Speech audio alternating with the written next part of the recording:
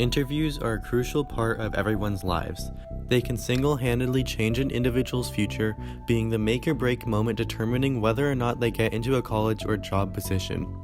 One especially important factor in an interview is an individual's personality.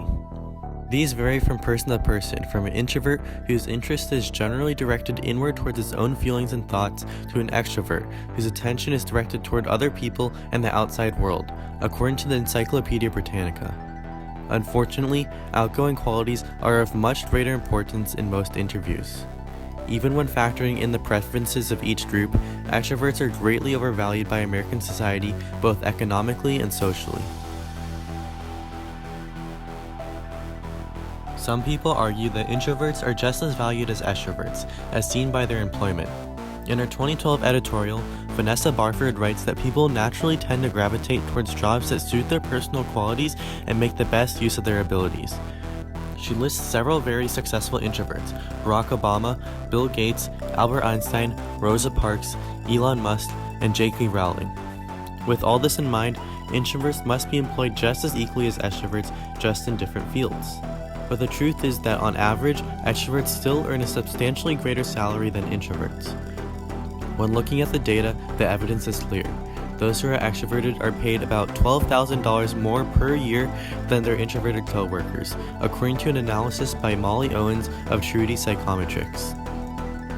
She attributes this inequality to the fact that these more extroverted personalities manage more people at work.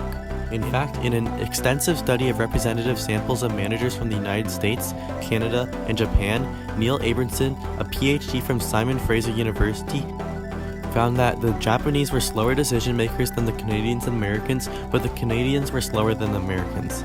At the same time, the Canadians and Japanese were more theoretical and imaginative problem solvers, both of which are indicators of introverted personalities. Compared to other countries, it appears that America prefers more extroverted, outgoing people for higher level roles, and this favorability can be seen in the education system. In her visit to Harvard Business School, Susan Cain, author of Quiet the Power of Introverts in a World That Can't Stop Talking, reveals that half the students' grade is based on whether they participate in a class-wide discussion. When students fail to speak up, it's seen as a problem. At the most important business school in the world, outgoing qualities are promoted and contemplative and more insightful attributes are shunned. Even at CCA, collaboration is promoted by arranging desks and tables, initiating class-wide discussions, and assigning group projects. When observing multiple aspects of American society, it seems almost unequivocal that extrovertism is favored. But is this inclination warranted? American society's preference for extrovertism is not justified, and this overvalue of extroverts is demonstrated by the working environment. Recall from earlier how extroverts earn more than introverts because they obtain more managerial roles.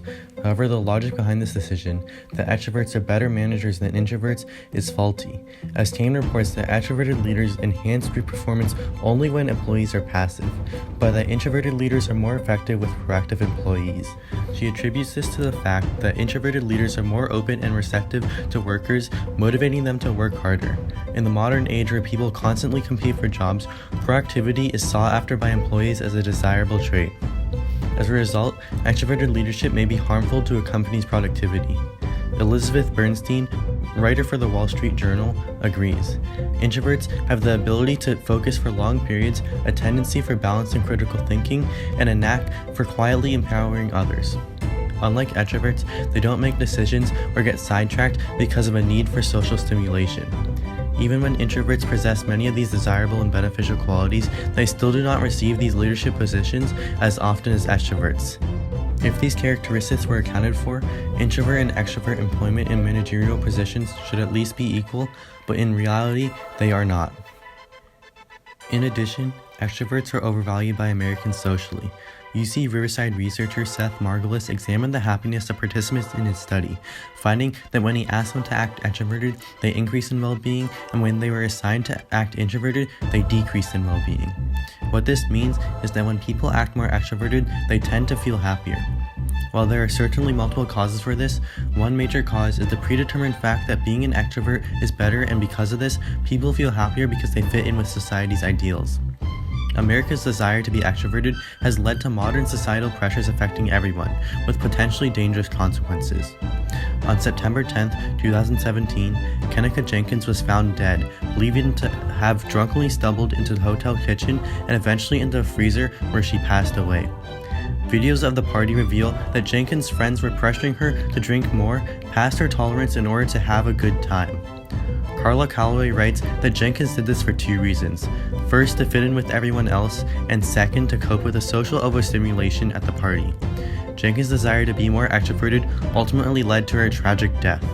In a similar fashion, the pressure to be extroverted can be harmful to one's skills and efficiency, as Kane describes how the best violinists spend the most practice time in solitude, and Steve Wozniak, who in addition to co-founding Apple, created the first PC, was only able to do so because he had set aside the time to be alone and focus. If the pressure to be extroverted is not helpful to the society, then it is clearly overvalued. Overall, extrovertism is preferred over introversion, to the extent that being outgoing is overvalued both economically and socially in America. While many of the sought-after outgoing qualities can be beneficial, they have been promoted and overused such that they are not as helpful. At the same time, many introverted qualities are not all good either. In a push forward towards bettering society, Americans should strive for an equal favorability of introverts and extroverts.